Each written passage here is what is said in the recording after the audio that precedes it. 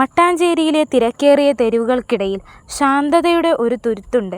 വിശ്വാസികൾ കുരിയച്ചൻ്റെ പള്ളി എന്ന് സ്നേഹത്തോടെ വിളിക്കുന്ന ചരിത്രപ്രസിദ്ധമായ കൂനൻ കുരിശ് കപ്പേള. ഇവിടെ എത്തുന്നവർക്ക് പറയാൻ ഒന്നേയുള്ളൂ, ഇത് അത്ഭുതങ്ങളുടെ കുരിശടിയാണ്. ഈ ചെറിയ കപ്പേളയ്ക്ക് പിന്നിൽ വലിയൊരു ചരിത്രമുണ്ട്.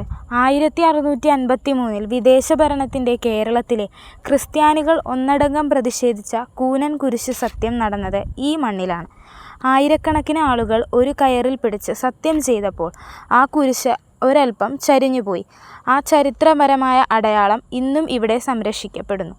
ഈ പള്ളിക്ക് കുരിയച്ചൻ്റെ പള്ളി എന്ന പേര് വരാൻ കാരണം ഫാദർ ജോർജ് കുരിശിങ്കൽ എന്ന പുണ്യപുരുഷനാണ്.